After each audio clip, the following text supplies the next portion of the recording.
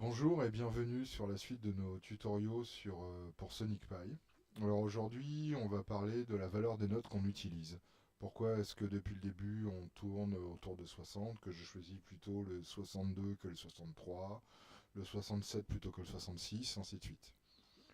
Donc tout ça c'est lié à la musique, à ce qu'on appelle l'harmonie. C'est-à-dire qu'entre chaque note, il y a un écart de fréquence qui nous permet de créer les mélodies, les accords, et tout cela vient des gammes.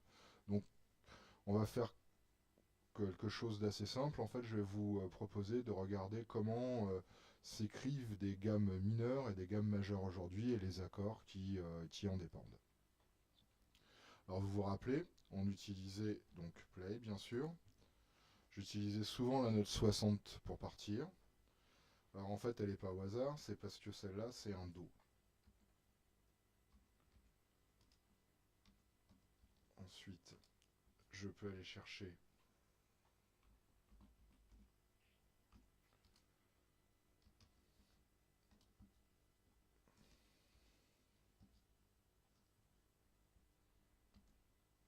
le ré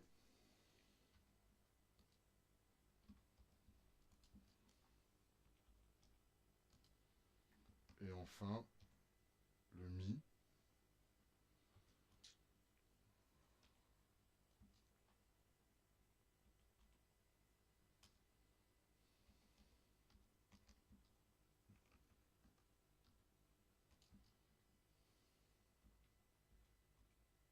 Alors je vais les jouer. Alors là, on a entendu les trois premières notes de ce qui pourrait suivre derrière. C'est une gamme majeure. J'en reviens là. C'est en fait que j'ai choisi des écarts de notes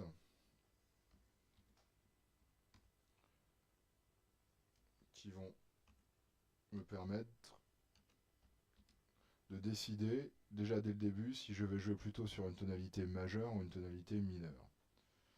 Là, alors toujours avec le même exemple, si j'utilise directement 63, je vais me retrouver avec ce qu'on appelle un mi bémol, et là je vais avoir plutôt une suite mineure. Ouais, c'est un peu plus sombre, un peu plus lugubre.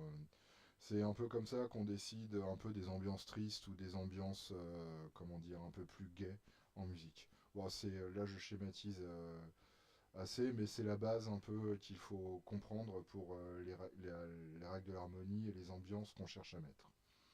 Alors je vais continuer sur ma gamme, je vais revenir sur la gamme majeure, 64, donc on va faire une gamme de Do en entier.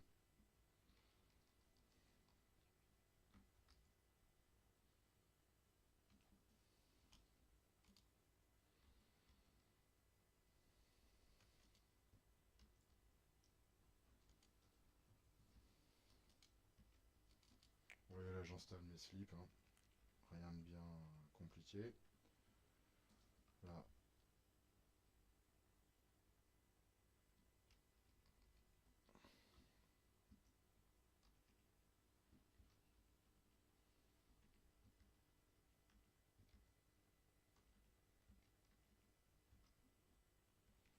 alors on va continuer à monter la gamme. Donc après celle-ci, on va aller chercher le Fa,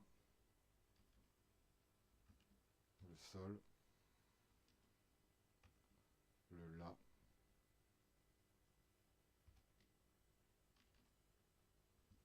le Si et le Do à l'octave. Voilà, on va la jouer.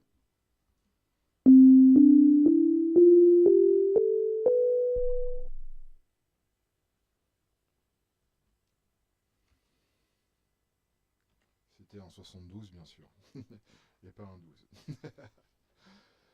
Mais bon, vous avez bien compris, c'est comme ça qu'on utilise en fait les notes, et c'est en prenant compte de l'écart entre chaque valeur de note qu'on sait où on se trouve. Alors vous me direz, entre 60 et 72, il y a des trous. Parce qu'en fait, il y a quelque chose d'un peu plus compliqué qui est caché derrière tout ça, c'est-à-dire qu'entre mon 60 et mon 72, en fait, j'ai 12 demi-tons. Et que ça, ce soit sur n'importe quel vrai instrument, on se retrouve avec les mêmes choses. Surtout tous les gens qui jouent du clavier ou de la guitare ou des choses comme ça avec les frettes et les touches blanches et les touches noires, on voit bien que entre le début d'une octave et la fin d'une octave, on a bien 12 notes à utiliser. Donc, si je voulais vraiment tout écrire, je ferais 60, 61, 62, 63, 64, 65, 66, 67, 68, 69, 70, 71, 72. Et là, je me retrouverai avec ce qu'on appelle la gamme chromatique, c'est-à-dire que je vais jouer ou pouvoir utiliser tous les intervalles qui vont exister pour ça. Bon, mais alors c'est intéressant la gamme chromatique, mais c'est vraiment pas celle qu'on utilise le plus souvent. On continue à utiliser plutôt les gammes majeures et les gammes mineures. Alors je vais remettre les vrais noms des notes en face de chaque valeur qu'il y a là, pour que vous voyez bien de quoi j'essaie de parler. Voilà. Alors vous voyez là j'utilise les commentaires, ce qui permet de nommer les notes sans avoir à les jouer, sinon de toute façon l'ordinateur les comprendrait pas. Enfin pas vraiment l'ordinateur mais plutôt le logiciel en fait.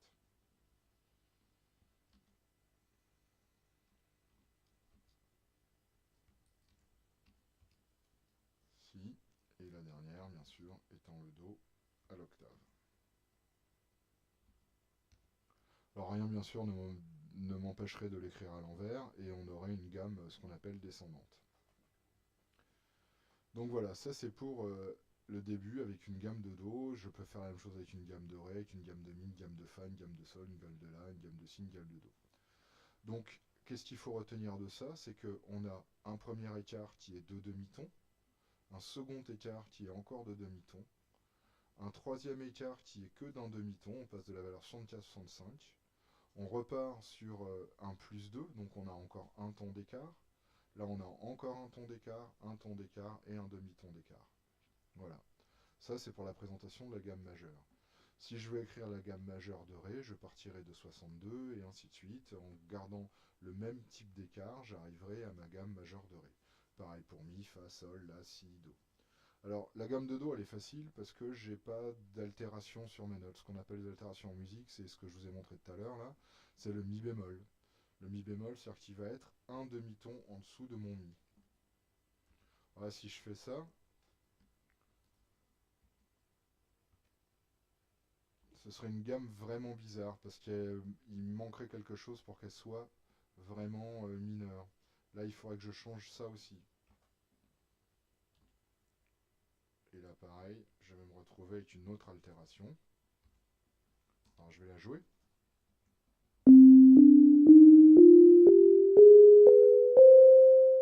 Vous avez entendu, la fin, elle est un peu, arabisante ou quelque chose comme ça, ou orientale. Voilà, c'est la particularité des gammes mineures, en fait. En choisissant les bonnes notes, on peut tout de suite jouer sur des écarts qui nous amènent près des notes, enfin des musiques orientales. Bon, mais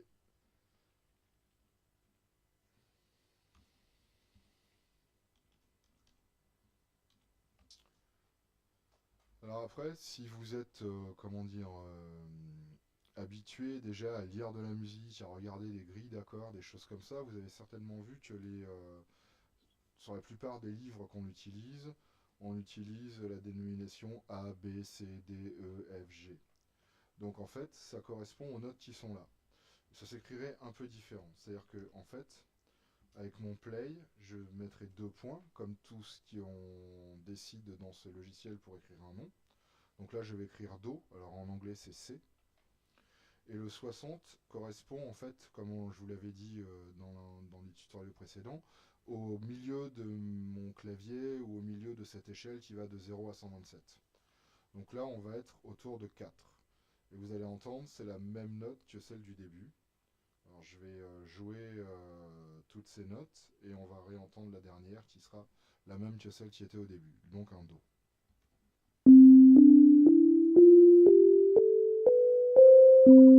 Voilà, et je suis redescendu directement de mon octave comme ça. Donc bien sûr, si vous connaissez ça, c'est facile, hein, ce serait C4, D4 pour avoir le Ré. Peut-être je vais les écrire en dessous, ça sera plus simple.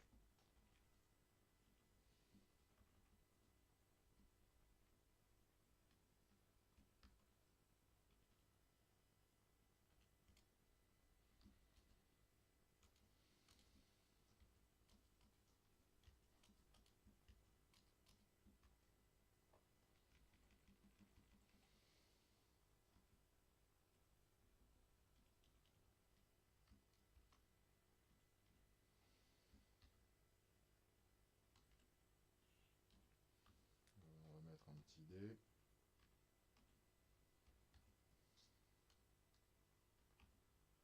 Donc après, C, D, E pour Mi.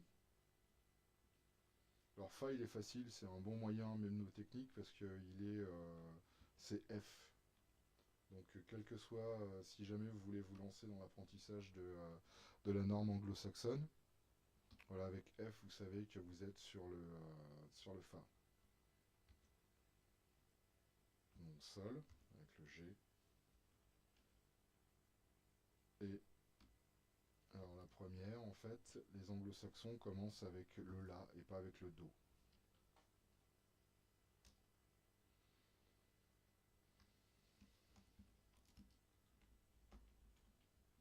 Alors, je vais vous jouer les deux gammes successivement, vous allez voir, c'est les mêmes.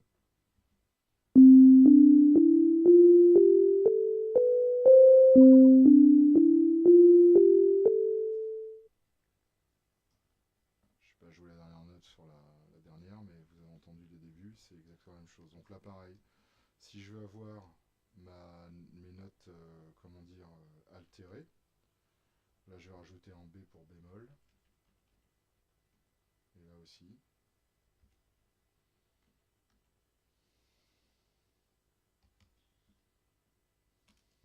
Et là, pour finir, ce serait un C à l'octave au-dessus, donc un C5.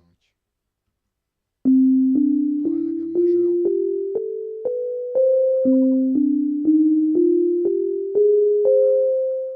Voilà, et la gamme mineure jouée en écriture anglo-saxonne.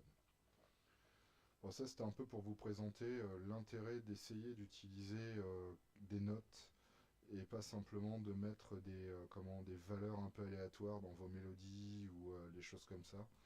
Ce qui peut être intéressant parfois, mais si vous cherchez vraiment à faire quelque chose d'assez précis, comme un petit chant, quelque chose comme ça, il vaut mieux savoir quelle note on veut plutôt utiliser. Alors en fait de ça, on va tirer un, ouais, comment dire, un autre apprentissage qui est celui des accords. Alors l'accord, on l'avait vu, c'est si je veux utiliser, par exemple, je reprends mes premières notes.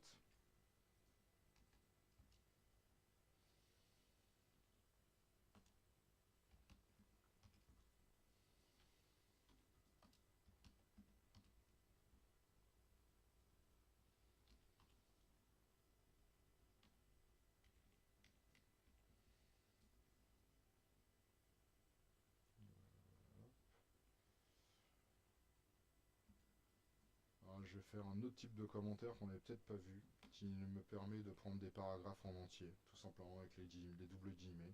Vous voyez, tout s'écrit en vert et ça ne va pas être joué. Donc là, pareil.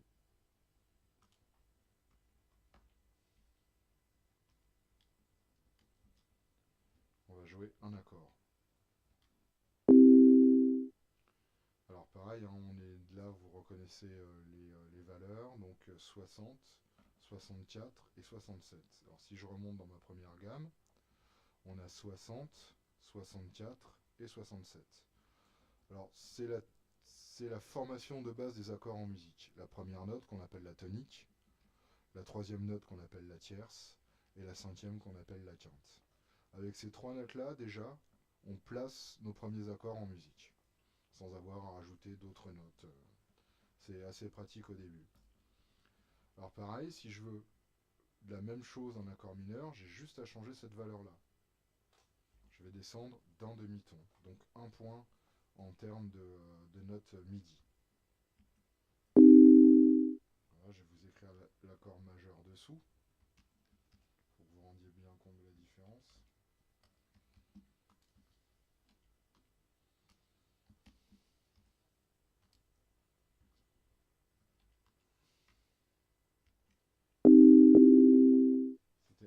rapide, excusez-moi.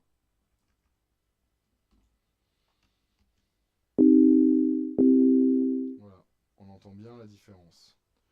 Alors là, effectivement, j'ai changé qu'une valeur. J'ai changé la valeur de la tierce. C'est ce qui définit que, véritablement, j'ai joué un accord majeur ou un accord mineur. La troisième note restera la même. C'est une note stable que beaucoup de gammes placent assez au même endroit en fait. Alors que les tierces vont vraiment changer selon que vous êtes mineur ou majeur. Après, il y a plein d'autres types de gammes, plein d'autres types d'accords qui mélangent des écarts mineurs et majeurs en leur sein. Mais bon, ça sera pour plus tard et certainement je vous invite à, à essayer, à regarder un peu toute la documentation déjà qu'il y a dans Sonic Pi sur les accords et sur les gammes. Vous verrez, il y en a vraiment beaucoup, beaucoup, beaucoup. Alors maintenant, quel est l'intérêt de faire ça? L'intérêt de savoir ça, c'est que avec deux accords, déjà en jouant sur une alternative mineure et majeure, je peux commencer à faire un peu de musique. Et en utilisant quelques notes bien choisies dans une mélodie, je peux arriver à avoir une petite chansonnette qui va tourner ou une petite chanson qui va tourner, qui va me permettre d'installer une ambiance, quelque chose d'assez agréable sur lequel je vais pouvoir m'asseoir pour faire ensuite ma rythmique, ma basse ou autre chose. Donc j'ai préparé un autre petit code. Alors il y a des petites choses différentes là qu'on n'avait pas vues jusqu'à présent que je vais introduire aussi aujourd'hui. Alors là vous voyez j'ai fait des live loops. Bon, ça jusqu'à présent on avait commencé à les voir, donc vous commencez à être un peu familiarisé avec, donc il n'y a pas de souci. Je replace mon petit commentaire. Alors là j'ai un premier live loop que j'ai appelé chord, qui s'appelle accord en fait. Et j'ai un deuxième live loop qui s'appelle mel, pour dire mélodie. Et j'ai utilisé quelque chose de différent, c'est play pattern time. Alors vous voyez, quand on utilise que play sleep, c'est long, enfin c'est surtout, ça prend beaucoup de place à écrire. Voilà. Là, on a déjà près de 17 à 18 lignes de code avant même d'avoir rien fait. Alors qu'avec Play Pattern Time, dans la même ligne, je vais pouvoir placer les notes. Alors là, vous voyez, 69, 69, 62, 67, 62, 64, 60. Et je vais pouvoir placer directement derrière mes valeurs de slip dans une autre liste entre crochets. Alors là, c'est là la force de ce petit outil qui s'appelle Play Pattern ou Play Pattern Time. C'est qui permet de faire directement des listes où on peut installer successivement d'abord dans la première liste la valeur de nos notes et dans la deuxième la valeur de nos times. Alors la différence, alors je vais peut-être commencer avec Play Pattern. Je vais enlever le time. Et je vais enlever toute ma liste ici, qui ne me sert plus du tout, en fait, finalement, avec Play Pattern.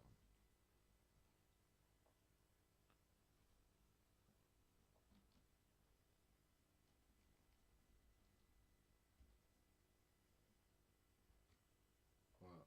Alors derrière le Play Pattern, comme on les avait déjà vus, on a vu déjà le sustain et les amps, donc je les ai mis derrière pour vous montrer que c'est aussi des attributs qu'on peut utiliser avec Play Pattern, ou avec Play Pattern Time. Donc je vais la jouer avec un accord.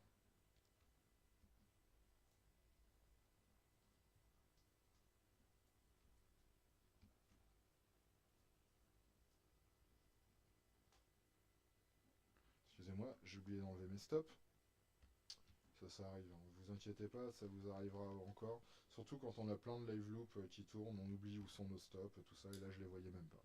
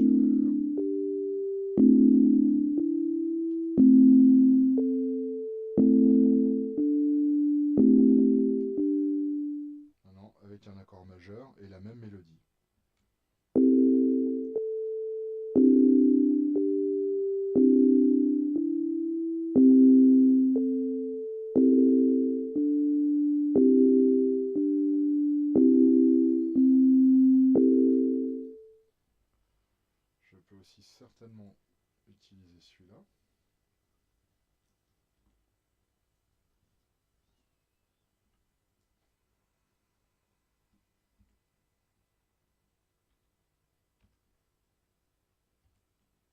Encore un accord mineur différent.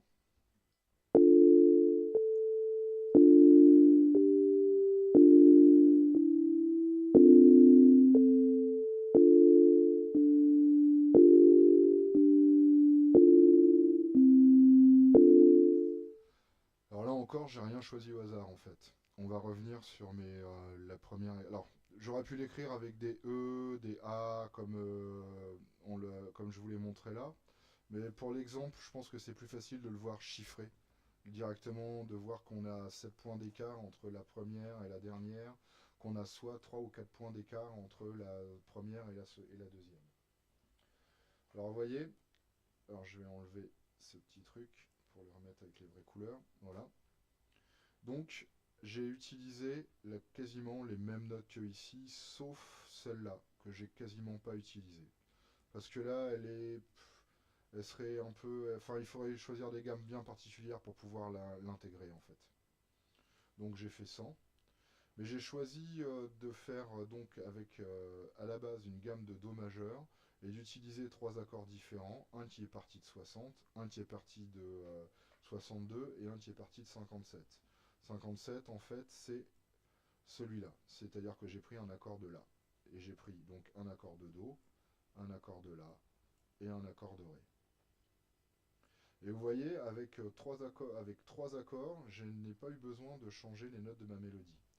Pareil, parce qu'en fait, j'ai choisi des notes particulières dans cette mélodie qui ont permis d'être sûr que ces notes-là soient entièrement comprises dans tous les accords que je vais pouvoir, enfin la plupart des accords que j'aurais pu utiliser sur cette gamme-là. Alors comment ça se passe? Voilà, c'est vraiment les débuts de l'harmonie en musique en général. C'est-à-dire que pour chaque note, gamme, on a autant d'accords qu'il y a de notes destinées. Donc par exemple, j'ai mon accord de Do pour partir. Après, je peux avoir un accord de Ré. Pareil, je vais jouer la première, la troisième, et la septième, et ainsi de suite. Et la cinquième, pardon. Et on va pouvoir ainsi décliner tous les accords qu'on peut trouver sur rien que cette gamme. Donc il y aura 7 accords différents rien que sur une gamme majeure. Vous aurez exactement la même chose sur une gamme mineure. Vous changez directement les valeurs de votre deuxième note et de votre troisième note et de votre sixième note. Et pareil, vous pourrez créer un accord à partir de la première, un accord à partir de la seconde, en respectant toujours cette même règle de base qui est plus 4 plus 7 pour un accord majeur, plus 3 plus 7 pour un accord mineur. Alors je vais finir avec le play pattern maintenant. Donc vous avez vu, on a fait... pour l'instant, play pattern, en fait, ce qui se passe, c'est que le slip, je n'ai pas eu besoin de l'écrire. Pourquoi? Parce que de fait, play pattern inclut un slip de 1. Dans play pattern time, là, j'ai le choix de rajouter les slips que je veux. Alors c'est ce que j'ai fait là. J'ai choisi de rajouter par valeur de note une valeur de slip bien déterminée pour lui donner un petit rythme. Alors je vais vous rejouer la même chose avec là mon accord de mi mineur.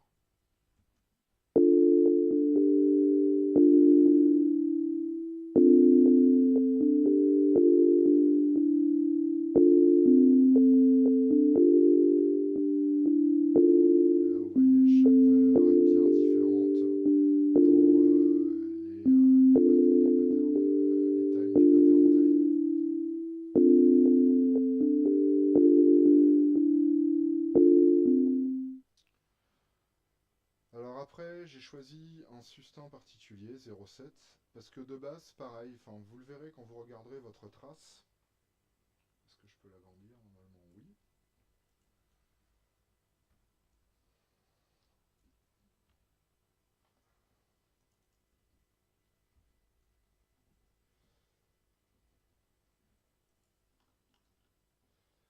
En fait, il y a toujours la durée de la note. La durée, c'est le temps où elle est jouée. C'est-à-dire que ça correspond à mon slip. Vous voyez, 0,25, 0,25, 1. Par contre, comme j'avais des valeurs assez courtes, je voulais pas que le sustain déborde trop sur chaque note, donc j'ai baissé un peu la durée des notes véritables. Voilà. Le sustain sert à ça, je crois qu'on en avait déjà parlé un peu. Il permet de choisir exactement la durée de la note. Si je l'avais pas joué, en fait, chaque note se serait ajustée directement à sa durée. Il n'y aurait pas eu de différence entre les notes. Alors que là, l'intérêt en jouant sur le sustain et la durée des notes, on peut avoir des petits mélanges intéressants, harmoniques ou des choses comme ça à essayer de découvrir. Bon, et l'amplitude, on l'a déjà vu, elle nous permet de régler le volume plus ou moins général de notre boucle, ou de notre sample, ou de nos notes. Alors là, pareil, l'intérêt du play pattern ou du play pattern time, c'est que je peux choisir un seul amp pour toutes mes notes. Bon, bien sûr, quand on utilise synth ou use synth, on peut directement mettre l'amplitude sur le synthé. Mais en fait, c'est pas. Là, c'est que l'amplitude sur le synthé, c'est pas l'amplitude de la note. Donc l'intérêt, c'est que là, on peut choisir d'avoir plus tard soit un synthé plus fort, soit des notes plus fortes en gérant l'utilisation de plusieurs amplitudes. J'espère que je vous ai expliqué plutôt clairement c'est l'histoire mineure, majeure, des accords, des gammes et ainsi de suite. Et déjà rien qu'avec ça, vous allez pouvoir vraiment vous amuser et trouver des suites harmoniques plutôt assez intéressantes. Alors pareil, j'aurais pu, avec cette même mélodie, écrire plusieurs accords en suivant et choisir ceci de façon à ce que ça reste toujours plus ou moins dans la même tonalité. Mais en musique, on fait des choses souvent plus compliquées, ce qui oblige à avoir des mélodies vraiment adaptées aux accords que l'on va placer. Eh bien, je vous remercie et à bientôt.